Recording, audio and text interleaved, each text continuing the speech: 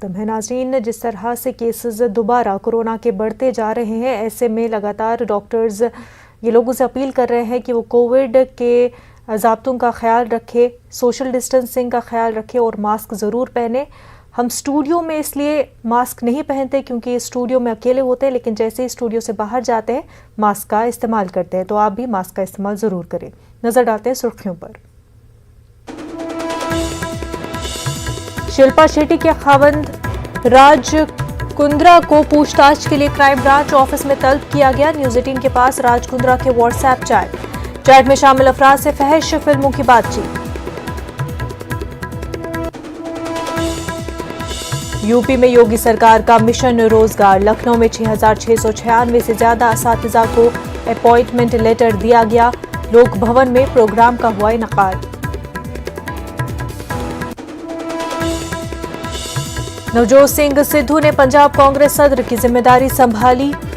एक प्रोग्राम में सिद्धू ने कांग्रेस को बुलंद मकाम पर पहुंचाने का किया है, तब पंजाब सीएम कैप्टन अमरिंदर सिंह भी प्रोग्राम में रहे मौजूद। किसान लीडर राकेश टिकैत का बयान, पीछे नहीं हटेगा किसान, अब मजीद जोर पकड़ेगा किसानों का आंदोलन। पार्लियामेंट में किसानों की आवाज उठाने का खैर मकदम। मध्य प्रदेश में स्कूल खोलने की तैयारी, 26 जुलाई से 11वीं और 12वीं के तलबा ने क्लासेस शुरू करने की तैयारी। क्लास शुरू करने से कबल कोरोना वैक्सीन लगाने का फैसला। स्कूल, कॉलेज और यूनिवर्सिटी में प्रोफेसरों के लिए खुसूसी कैंप में कोरोना वैक्सीन लगाने का किया गया फैसला। वहीं मुल्क में कोरोना के 35,342 नए मामले सामने आए। पिछले 24 घंटों के दौरान 38,000 से ज्यादा मरीज कोरोना से हुए सेहतियाब। 483 लोगों की हुई मौत। प्रोफेसर ऐनुल हसन मौलाना आज़ाद यूनिवर्सिटी के होंगे vice chancellor. Professor Ainul Hasan ने वाराणसी से फोन पर इसकी तस्दीक की। प्रोफेसर ऐनुल हसन मानू को नई बुलंदियों पर ले जाने के लिए पुरअज़्म।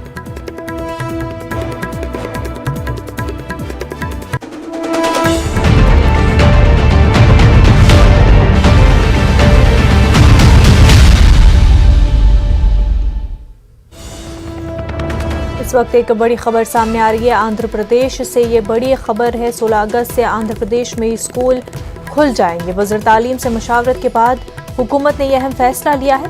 वज़ीर जगनमोहन रेड्डी ने अहकामात जारी कर दिए हैं। आंध्र प्रदेश में स्कूल्स के हवाले से आपको अहम खबर बता रहे हैं। 16 अगस्त से आंध्र प्रदेश में स्कूल खुल जाएंगे। वज़ीर तालीम से मशावरत के बाद हुकूमत ने यह फैसला लिया है। वज़ीर आला जगनमोहन रेड्डी ने अहकामात जारी किए हैं।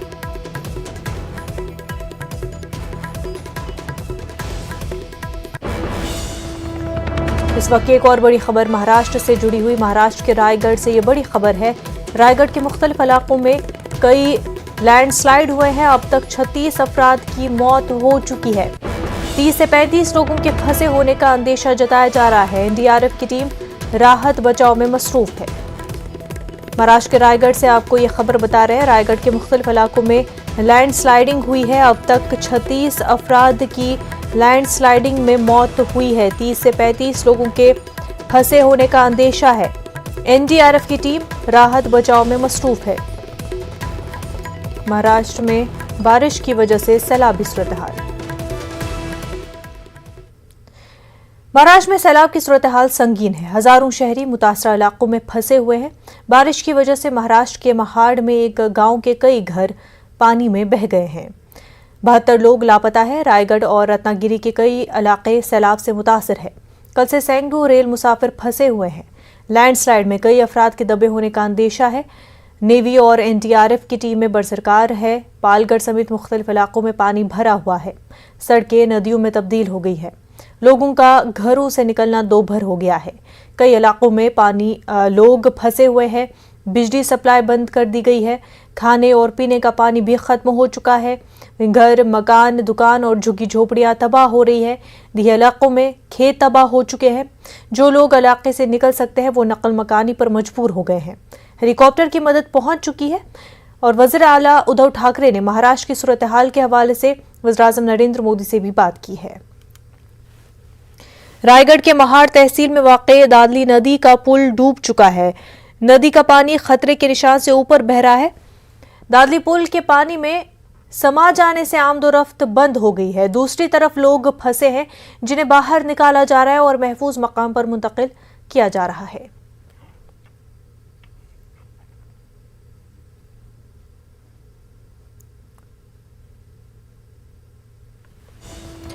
मुंबई के गोवंडी इलाके से आपको बड़ी खबर बता दें। मुंबई के गोवंडी इलाके में 2 मंजिला इमारत मुनहदम हो गई है। मरने वालों की तादाद 4 तक पहुंच चुकी है। महलूकीन का ताल्लुक एक ही खानदान से बताया जा रहा है। इस हादसे में 11 अफराद जख्मी हो गए हैं। मुंबई के गोवंडी इलाके से आपको बड़ी खबर बता रहे हैं। 2 मंजिला इमारत मुनहदम हो गई और मरने वालों की तादाद 4 तक पहुंच गई है। महलूकीन का ताल्लुक एक ही खानदान से बताया जा रहा है। इस हादसे में मजीद 11 अफराद जख्मी हुए हैं। बारिश की वजह से गोवंडी इलाके में 2 मंजिला इमारत मुनहदम हो गई। आगे बढ़ते हैं। गाजीपुर बॉर्डर पर किसान लीडर राकेश टिकैत ने कहा कि किसान पीछे हटने वाला नहीं है। अब किसान का ज़राई क़वानीन के खिलाफ एहतजाज जोर पकड़ेगा। पार्लियामेंट में भी ज़राई क़वानीन के खिलाफ आवाज बुलंद की जा रही है।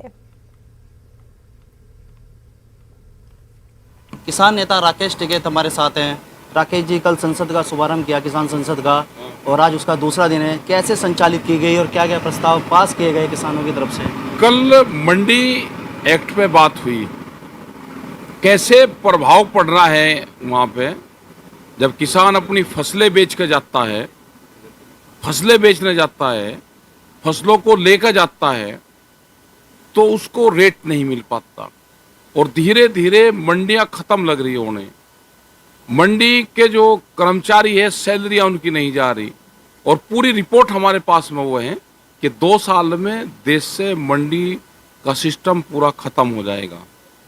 ये चर्चा हुई और करीब 12-13 स्टेट के लोग वहाँ पे थे। सब लोगों ने अब अपने स्टेट के संबंध में बात करी, अपनी फसलों के संबंध में बात करी और ये कानून वापसी हो, ये एक प्रस्ताव वहाँ से जाएगा।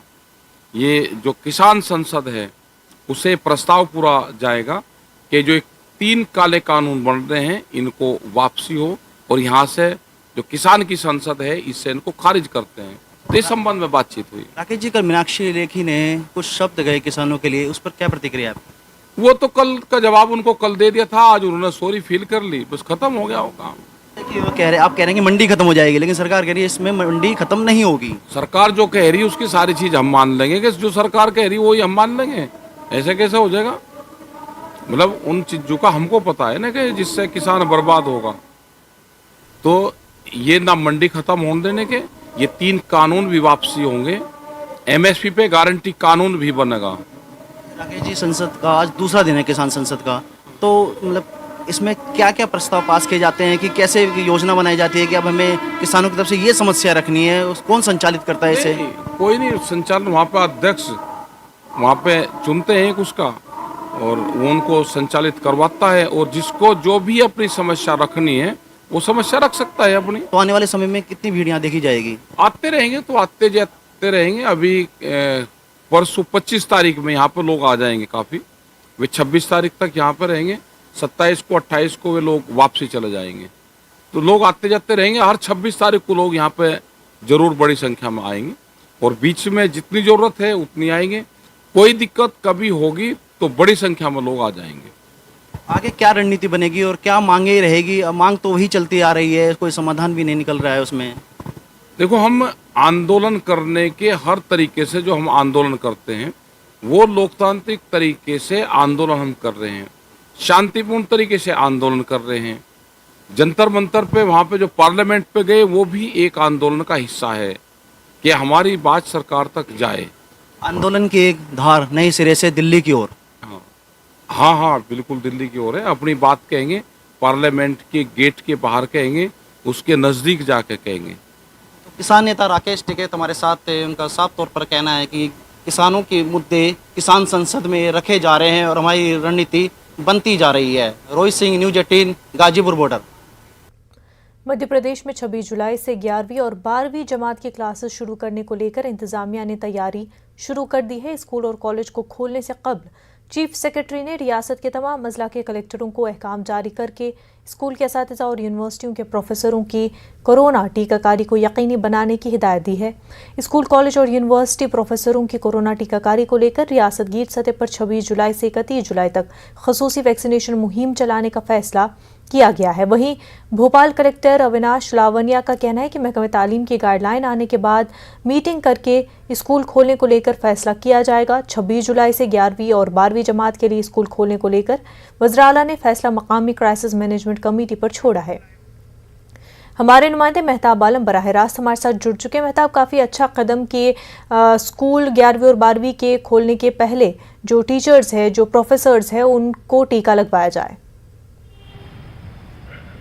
मुनज़्ज़ा जो है सिर्फ जो है स्कूल के टीचर या कॉलेजों के प्रोफेसर, यूनिवर्सिटियों के प्रोफेसर के साथ साथ उसमें जो दूसरे स्टाफ है, उन नॉन टीचिंग स्टाफ, उनको भी वैक्सीन लगाया जाएगा। और इसके लिए जो है ये काम सभी को जारी किए गए हैं। कलेक्टरों को, कलेक्टर ने तमाम प्राइवेट और सरकारी स्कूलों को ये काम जारी कर दिया गया है कि जितने भी जिला हेडक्वार्टर है, वहाँ पे जो आदर्श स्कूल है, वहाँ पे जो कॉलेज बिल्डिंग है, सब जगह 26 जुलाई से 31 जुलाई तक जो खुसूसी कैंप लगाया जाएगा ताकि तमाम लोगों को टीका लगाया जा सके। और इसी के साथ साथ जो है जहाँ जहाँ पर भी स्कूल खोलना है उसका फैसला क्राइसिस मैनेजमेंट कमेटी को दिया गया है। और वज़ीर-ए-आला ने साफ तौर पे कहा कि अगर किसी भी जिले में एक भी कोरोना का मरीज है तो वहाँ पर स्कूल नहीं खोला जाएगा। तो मध्य प्रदेश के अगर 52 जिलों की बात करें और 24 घंटे की रिपोर्ट की बात करें तो मध्य प्रदेश में कोरोना के एक्टिव मरीज जो है उनकी तादाद 185 है और 17 मरीज जो है नए आए हैं, जबकि 17 मरीज ही डिस्चार्ज होकर अपने घर गए हैं। 52 जिलों में से 46 जिले ऐसे हैं जहाँ पर कोरोना का कोई भी मरीज नहीं है। 6 जिलों में जो मरीज है उनका इलाज जारी है। तो हुकूमत इस तरह से एहतियाती कदम भी उठा रही है, वैक्सीनेशन भी करवा रही है और दूसरी राहें जो यहाँ पर रियायत देने की है उसे भी खोला जा रहा है। वैक्सीनेशन को ज़्यादा से ज़्यादा किया जा रहा है ताकि लोगों को जो है इससे महफूज किया जा सके। मुनज़्ज़ा बिल्कुल मेहताब, और वहीं अगर कुछ ज़िलों में जो है स्कूल खोले जाएंगे और कुछ ज़िलों में कोरोना केसेस की वजह से स्कूल नहीं खुलते हैं, तो ऐसे में बच्चों की तालीम में फ़र्क नहीं आ जाएगा? देखिए मुनज़्ज़ा, जहाँ पर स्कूल खुलेंगे वहाँ पर बच्चे जो है वर्चुअल तरीके से नहीं पढ़ेंगे, एक्चुअल तरीके से पढ़ने जाएंगे। सोशल डिस्टेंस के साथ जो हुकूमत की गाइडलाइन है उसके तहत जो है क्लासेस शुरू होंगी, लेकिन 50% बच्चे ही जाएंगे। मैं यानी कि रोज़ क्लासेस बच्चों को नहीं जाना होगा। अगर एक सेक्शन के बच्चे आ जाए हैं तो दूसरे सेक्शन के बच्चे कल आएंगे, इस तरह से उसका इंतजाम किया जाएगा। और जहाँ पर जो है बच्चे स्कूल नहीं जाएंगे या वहाँ पर जो है अगर कोरोना को कोई मरीज है तो उन जगहों पर बच्चों को वर्चुअल तरीके से यानी ऑनलाइन क्लास उनकी जारी रहेगी। तो बच्चों को नुकसान न हो इसलिए तरीके से दोनों तरीके से इंतजाम हुकूमत ने किया है। और यही वजह है कि जब बच्चे स्कूल जाएं तो वहाँ के स्टाफ को भी कोरोना वैक्सीन लगाकर इस बात को यकीनी बनाया जा रहा है कि तमाम तरीके से एहतियाती कदम उठाने के बाद और वहाँ पर कोरोना को लेकर जो एहतियाती तदबीर है कोई भी खतरा नहीं है, बच्चे स्कूल आ सकते हैं। बिल्कुल, मध्य प्रदेश की सरकार जो है स्कूल खोलने से पहले तमाम तरह इक़दामात कोरोना के हवाले से कर रही है। मेहताब आलम, बेहद शुक्रिया। ब्रेक के बाद आपका खैर मकदम है।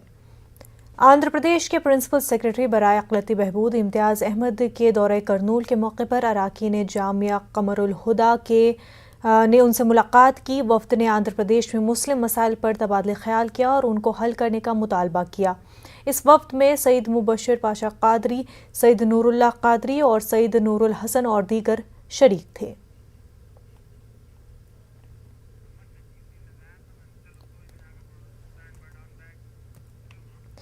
कर्नाटक में हाल ही में आए PUC दोम के नताइज में कई मुस्लिम तलबा ने इम्तियाजी कामयाबी हासिल की है। बेंगलुरु के फैल्कॉन तालीमी इदारे की 4 लड़कियों ने साइंस शोबे में 100% मार्क्स हासिल करते हुए शानदार कारकर्दगी का मुजाहरा किया। नादिया बानो, सोहिना आयशा, नफीसा रिहाना, अंजुम सुल्ताना ने तमाम मज़ामीन में 100% मार्क्स हासिल किए हैं, यानी कुल 600 नंबरात में 600 नंबरात हासिल किए हैं।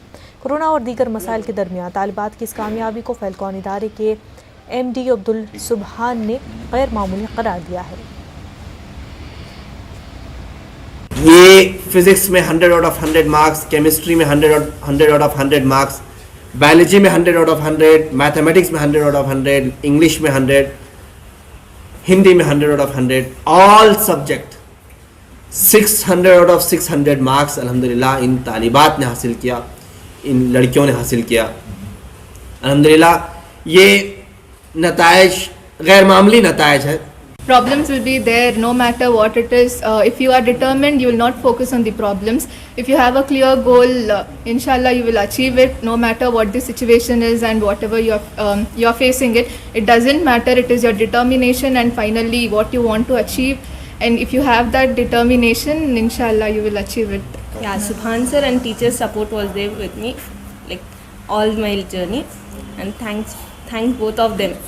My ambition is to become a doctor and to serve myself, my family, and my society. It's never too late to start. It's never too late. If you believe in yourself, you can achieve anything. Network 18 federal bank Sanjeevani गाड़ियां पूरे मुल्क में corona virus से मुतासरा अजला में गश्त कर रही है। वैक्सीन की अहमियत के हवाले से बेदारी लाने की हमारी कोशिशों को आपकी तायीद की अशद ज़रूरत है। आइए एक नज़र डालते हैं कि संजीवनी गाड़ियां किन इलाकों में हैं।